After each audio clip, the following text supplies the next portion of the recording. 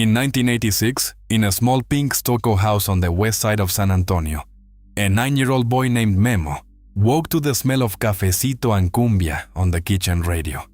His mother was already mopping. His abuela was already lighting a candle for the Virgen de Guadalupe. 3 primos had wandered through the front door without knocking. Number 18 on this list happened in that kitchen every Saturday. Number 11 was sitting in a glass bottle on the table. Number 1 is the reason Memo never got away with a single lie. These 25 signs are a culture written into the bones of every Mexican kid who grew up between East LA and the Rio Grande Valley in the 1980s. Hit that subscribe button. Let us count down the 25 signs you grew up Mexican in America in the 1980s. Univision was on the TV from 5 p.m. to bedtime every single day. The sound of that station was the soundtrack of the evening in any Mexican home, from East LA to Malin. Mom was in the kitchen, Dad was in his recliner, and Don Francisco or Cristina was on the screen, yelling about something beautiful. The kids did not need to understand every word. They felt it in the rhythm of the voices, the laugh of the studio audience, the way the colors on the tube TV looked warmer than the colors on any English channel. Univision was how Mexican moms kept their Spanish alive. It was how the abuelitas felt at home in a country that was not their own. It was how the kids absorbed the cadence of a language they were not allowed to speak at school. The novelas at 8 p.m. were sacred. Nobody talked. Nobody changed the channel. And when the dramatic music swelled and somebody slapped somebody, the tia gasped from the kitchen like it was happening in real life. Number 24. Saturday morning was spent cleaning the entire house with cumbia blasting from a boombox on the kitchen counter. There was no sleeping in, and there was no lazy breakfast. By 8 in the morning, Mom had a broom in her hand, a rag tucked into her waistband, and Selena or Los Bukis, turning the volume on the world all the way up. The kids and the primos were assigned rooms. The little ones swept, the older ones mopped, and somebody was always sent outside with a hose to wash the porch. The smell of pine sol mixed with frijoles on the stove because lunch was already being made before the cleaning was even done. Saturday cleaning was not a chore in a Mexican house. It was a ritual. It was how Mom showed her love for the home and how she taught the next generation to do the same. By noon, the floors were shining, the cumbia was still going, and Dad walked in from the swap meet with a smile and a cold jarritos for everybody. That was a beautiful morning. Number 23. The Sears Family Portrait Day was a sacred event in every Mexican household. Mom would announce it 2 weeks ahead of time, and the planning began. The boys got fresh haircuts at the barber shop on the corner. The girls had their hair curled with hot rollers the night before. Everybody wore church clothes, even though it was a Tuesday. Dad put on the brown suit reserved only for weddings and funerals. Mom wore her best dress and her gold cross necklace. And then the whole family piled into the Buick and drove to the Sears at the local mall like it was a wedding. The photographer set up the painted gray backdrop. He told everybody to say cheese in English. 3 months later, the framed 8x10 was hanging on the sala wall, right next to the picture of the Virgen and the picture of Pope John Paul. That portrait still hangs in the tia's house today. Number 22. Your mom yelled at you in 2 languages, sometimes in the same sentence. She would start in English, switch to Spanish for the part that really mattered, then end in English so your dad could agree from the other room. The rhythm was perfect. The volume was incredible. The vocabulary was amazing. You could be sitting in the living room watching cartoons, and from the kitchen you would hear your full name in Spanish, with the middle name your abuela picked, and you knew. You knew. You did not need to know what you did. You stood up. You walked to the kitchen. You said yes, ma'am. Mexican moms do not need to repeat themselves. The bilingual yell was a survival skill. a love language, and a warning system all in one. And every Mexican kid who grew up in 1980s America can still hear that exact tone in his head right now. It is the sound of being loved hard. Number 21. Pan dulce in the pink box. From the panaderia was the sign that something special was happening. The box was always pink, always cardboard, always tied with white string. Dad would bring it home on a Sunday morning after stopping at the panaderia on the way back from the store. And the whole family knew what was inside before the box even hit the table. Conchas with pink and brown sugar shells, cuernos shaped like little horns, marranitos in the shape of pigs, and empanadas filled with pumpkin or pineapple. The abuela would put on the cafecito, the cousins would come running, and the pink box would be empty in 12 minutes. The pink box meant the family was together. It meant nobody was working overtime. It meant Sunday was a day of rest, and rest in a Mexican home looked like sweet bread, hot coffee, and the sound of cumbia low on the radio. Those mornings stay with a person forever. Number 20. Vicks VapoRub was the answer to literally every health problem in the house. A cough? Vicks on the chest. A stomachache? Vicks on the belly. A headache? Vicks on the temples. A cut? Vicks. A bad dream? Vicks. The little blue jar with the green lid sat in every Mexican abuela's medicine cabinet, and it was passed down like an old family relic. Mexican abuelas swore by it the way American doctors swore by penicillin. And the wild thing is, it usually worked. Or the kids were just so afraid of being rubbed down with Vicks again that they decided to feel better real quick. The smell of menthol and eucalyptus is the smell of being sick in a Mexican house. It is the smell of being cared for. It is the smell of an abuelita's hand on a forehead at 2 in the morning, whispering a prayer. That is healing in a jar. Number 19. The plastic-covered couches in the sala were the most beautiful, the most uncomfortable, and the most untouchable furniture in the house. Mom bought the couch set in 1983 from a furniture store in town. The plastic went on the same day. And for the next 15 years, nobody sat on those couches except for company. The sala was the formal room. It had the family portraits, the porcelain figurines on the shelf, the brass crucifix on the wall, the velvet painting of the Last Supper, and the candle for the Virgen burning in the corner. The kids walked through it. They did not stop in it. If a guest came over from church or work, the plastic squeaked under their dress pants, and Mom served cafecito on her best plates. Mexican moms protected that furniture like it was a museum piece, because to her, it was. It was proof that the family had made it. Number 18.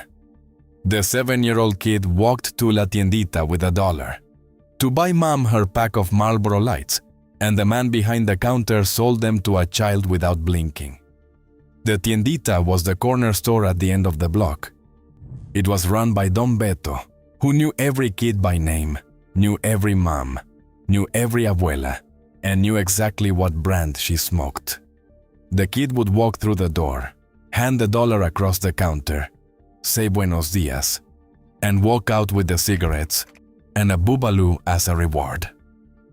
That was 1985.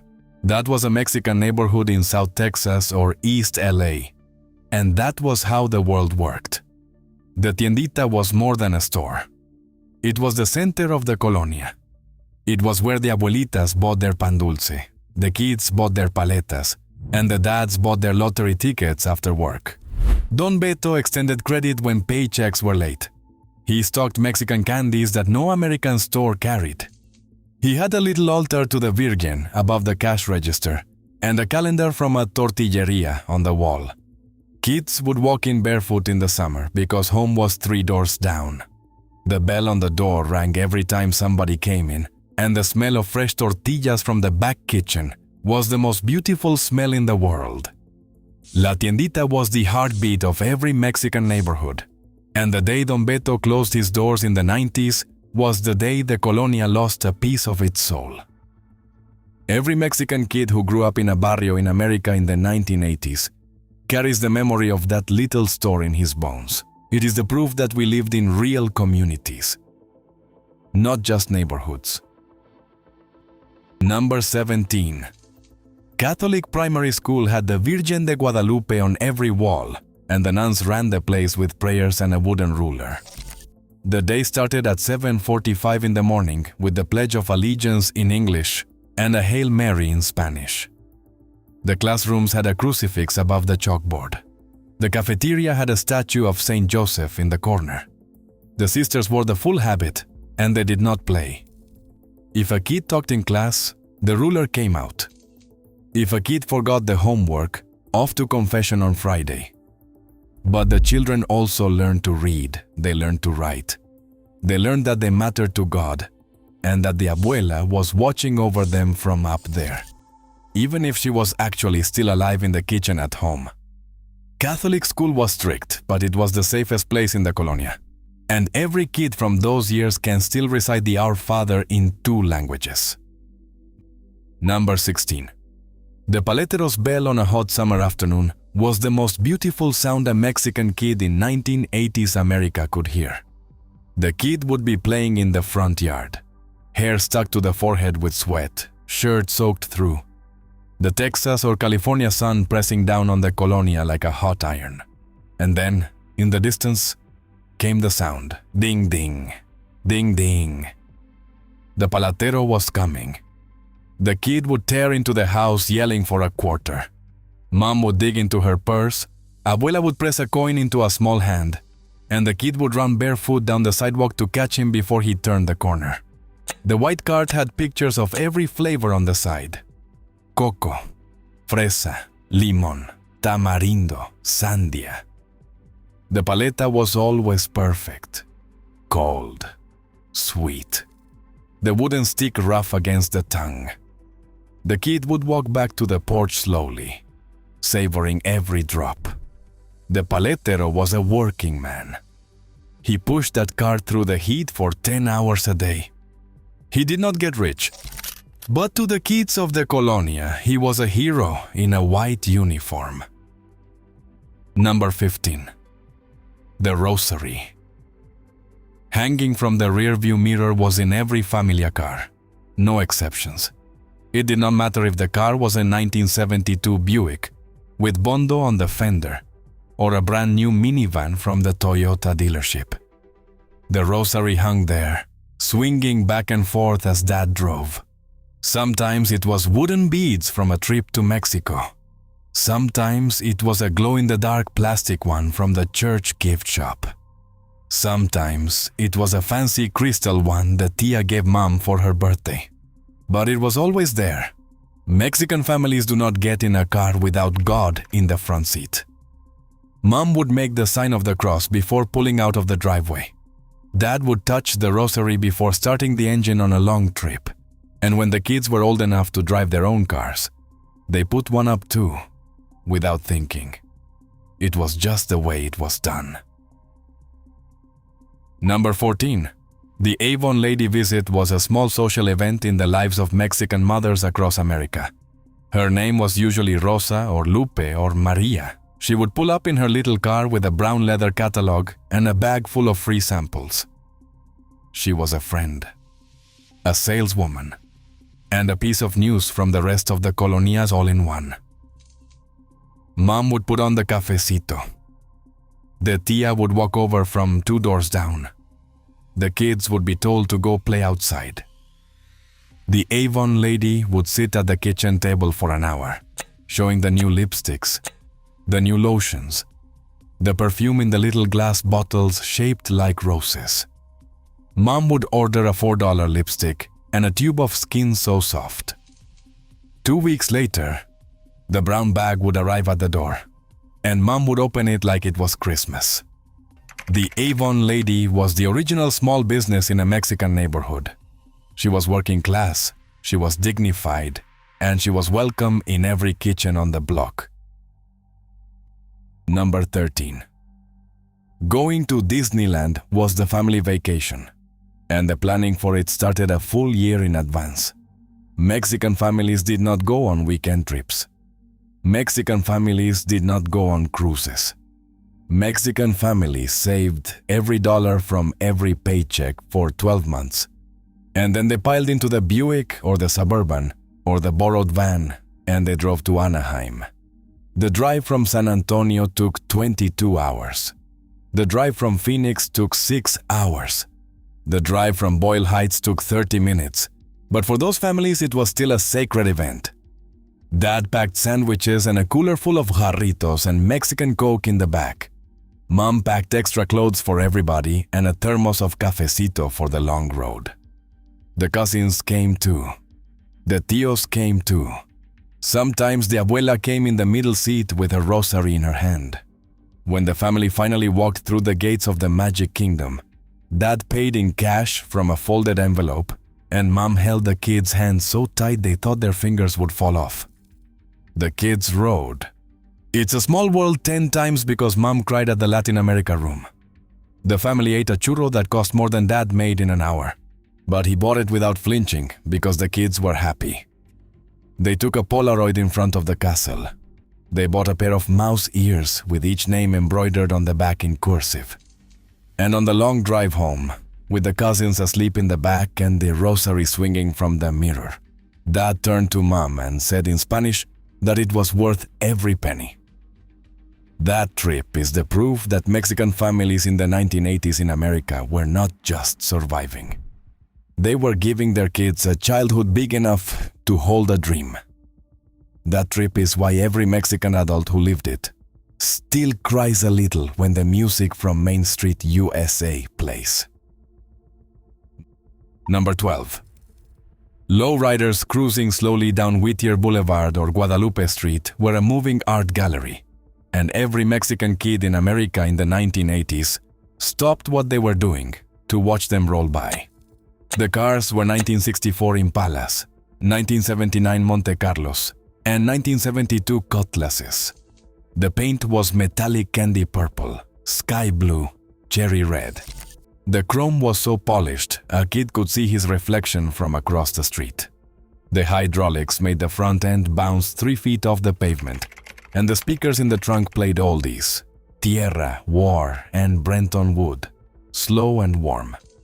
The drivers were primos, tios, and big brothers, dressed in Pendletons and creased khakis with their hair slicked back. Lowrider culture was working-class Mexican pride on 4 wheels. It said, "We build this with our hands, and it is beautiful." That was a Sunday in the colonia. Number 11. Mexican Coke in glass bottles tasted better than American Coke. And every Mexican kid in the 1980s knew it before science figured it out. The bottle was thick, heavy, and cold from the cooler at the Tiendita. The cap was metal. An opener was required. The Coke inside was made with real cane sugar from Mexico, not corn syrup. And the difference hit on the first sip. It was sweeter, cleaner, sharper. It tasted like a summer afternoon at the tia's house. Dad bought a case of the glass bottles every Friday from the Mexican grocery store down the street. And they sat in the fridge under the kitchen window all weekend. The kids drank one with carne asada at the backyard cookout. They drank one with pan dulce at breakfast. They drank one out on the porch with the primos when the sun was going down and the cumbia was playing low. Mexican Coke was a small luxury, and it still tastes like home. Number 10. Every Mexican kid had 3 versions of his name, and he learned to answer to all of them by the time he was 4 years old. There was the legal name on the birth certificate, the one on the school papers, the one the English teachers said wrong. There was the Spanish version, the one Mom and Dad called him in the kitchen, the one with the rolling R that no American kid could pronounce. And then there was the version abuela called at him, which was something completely different. A nickname from her own pueblo in Mexico. A name that only she used. A name that meant he was her favorite even when he was not. The full name was a map of a whole life. The teacher said Memo. Mom said Guillermo. Abuela said Memito mi vida. The kid answered to all three without thinking. That was the bilingual childhood. That was the gift of having two cultures and two languages braided into a single small body. Number 9. Quinceañeras were the social event of the year, and every prima had one when she turned 15. The planning started 2 years ahead. The dress was custom-made by a seamstress on the corner. The cake was 4 tiers tall and cost more than the family car. The mass was at the Catholic church on Sunday morning, with the quinceañera in her pink or white gown walking down the aisle on her father's arm. The reception was at the parish hall or in the backyard of your tio's house, with 1,000 twinkle lights strung between the trees and a DJ playing cumbia until 2 in the morning. There was the valse with the chambelaines. There was the changing of the shoes from flats to heels, the moment a girl became a woman in front of her whole familia. There was the surprise dance the cousins had been practicing for 6 months. Everybody cried. Everybody danced. Everybody ate. The quinceañera was the most beautiful celebration in the Mexican calendar. Number 8. The Selena posters on the bedroom wall were a sign that Mexican girls of South Texas knew exactly who the Queen of Tejano was, even if they were just little girls in pigtails dreaming of being on stage. By the late 1980s, Selena Quintanilla was already a star in South Texas. Her face was on the cover of magazines at the Mexican grocery store. Her songs were on the radio in the kitchen, on the boombox at the car wash, on the cassette tape the tia played in her car. Little girls taped pictures of her from teen magazines onto bedroom walls. They danced to Bidi Bidi Bom Bom in front of the mirror with a hairbrush as a microphone. They begged mom for a costume like the one Selena wore at the rodeo. Selena was not just a singer for Mexican girls in the 1980s. She was proof that a girl from Corpus Christi who looked like them, talked like them, and grew up like them could become incredible.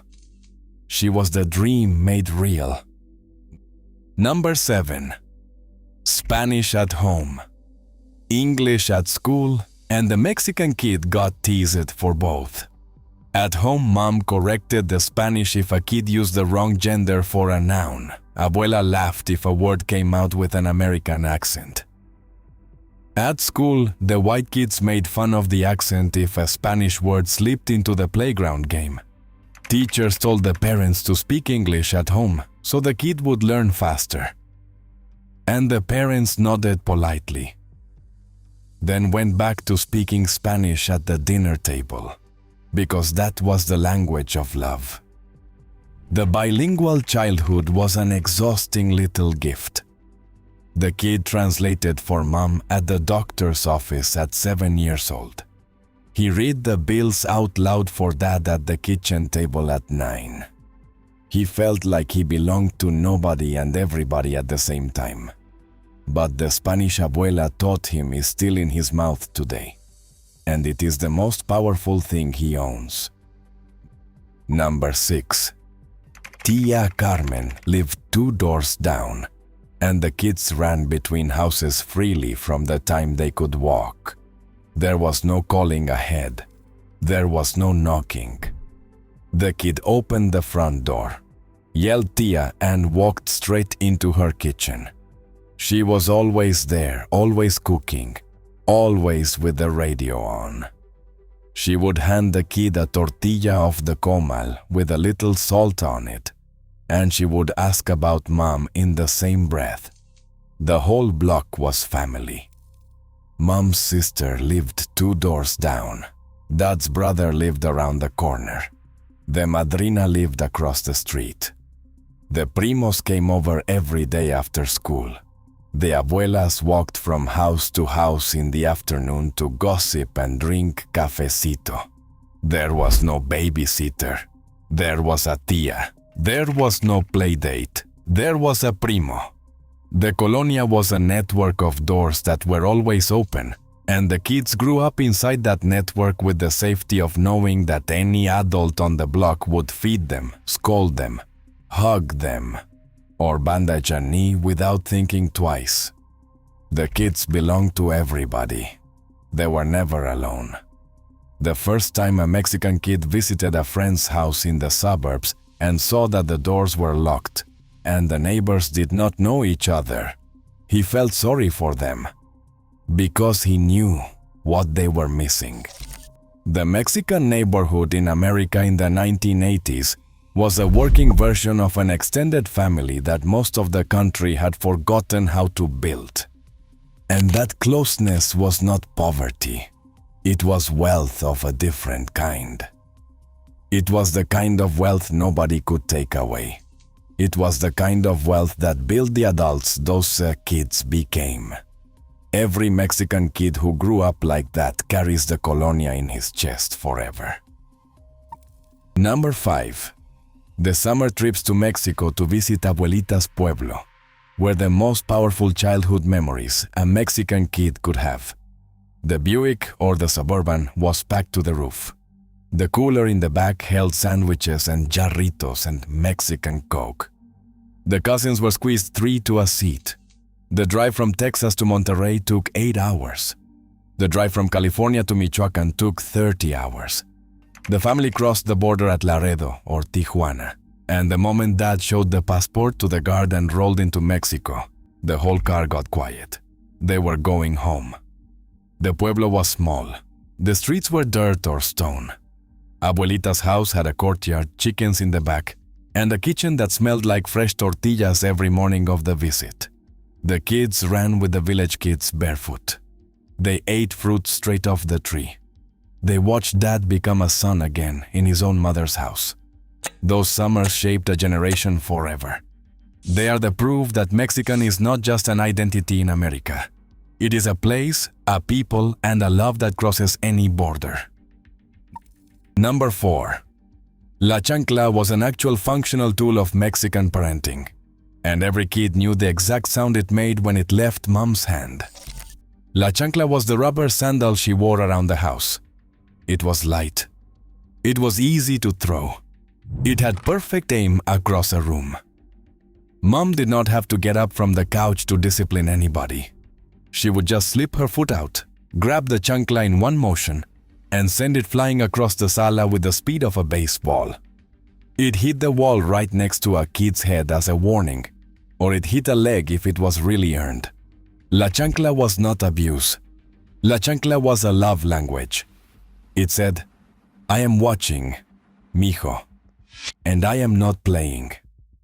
Mexican kids learned discipline from a thrown chancla, and we turned out fine. Better than fine. We turned out grateful, because behind every flying chancla was a mother who cared enough to correct her child. That is the truth. Chespirito was the after-school ritual in every Mexican household, and El Chavo del Ocho was a member of the family.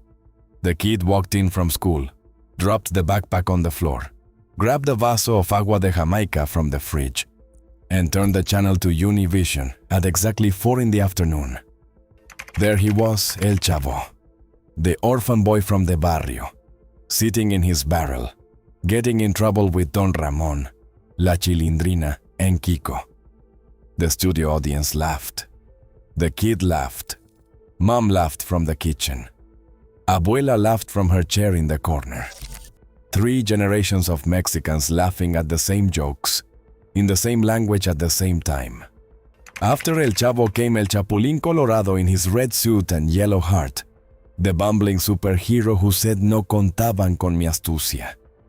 Chespirito was the Mexican Mr. Rogers, the Mexican Sesame Street, and the Mexican Saturday morning cartoons all rolled into one. Watching him was how Mexican kids learned to love the language. It was the warmest hour of every weekday. Number 2. Sunday Mass followed by menudo at Tia's house was the holiest tradition of the Mexican week, and the kids went whether or not they wanted the menudo. Mass was at 9 a.m. at the Catholic church in the colonia. The whole familia showed up, Mom in her best dress, Dad in his Sunday suit, kids in their cleanest shirts, abuela in the front pew with a rosary. The priest said the mass partly in Spanish and partly in English. And the family stood and sat and kneeled and crossed themselves 100 times. After the final hymn, the whole family piled back into the cars and drove straight to Tia's house, where the menudo had been simmering since 5 in the morning. The grown-ups ate the menudo with chopped onions and cilantro and a squeeze of lime. The kids ate buttered tortillas and waited for the dessert. The men sat outside on lawn chairs in the driveway with a cold Mexican Coke. The women sat in the kitchen and laughed about something somebody's husband did last week.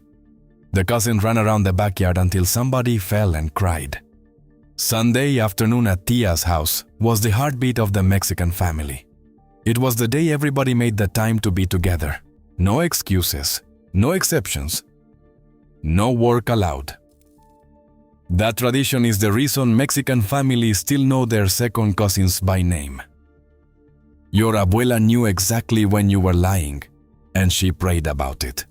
You could be 6 years old, standing in her kitchen with chocolate from the cookie still on your face, swearing in your best little voice that you did not eat the cookie. She would just look at you. She would not yell. She would not raise her voice. She would just look at you with those dark brown eyes that had seen 70 years of life in 2 countries. And she would say, "Mijo, no le mientas a tu abuela." She knew. She always knew.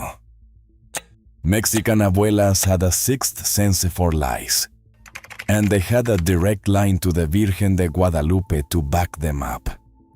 She would walk to her little altar in the corner of the bedroom, light a candle, and pray for your soul out loud while you stood there with cookie crumbs falling off your shirt. That was the most powerful discipline ever invented. You could outrun a chancla.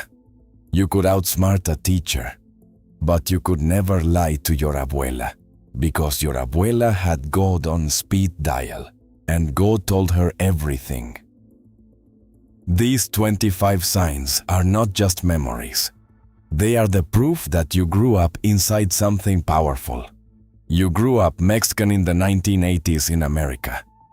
And that is one of the most beautiful things any kid in this country could be. Here is my challenge. Share which sign hit hardest in the comments below. I want to know which one your tia or your primo is going to text you about after they watch this video. I want to know if anybody else still keeps a little jar of Vicks in the medicine cabinet because your abuela said so. I want to know if you still cross yourself when you start your car. Because these are not just signs. They are the proof that the colonia raised you, that the abuelas loved you, and that the Mexican in you is still alive and well. No matter how many years have passed since you were that barefoot kid running for the paletero on a hot summer afternoon.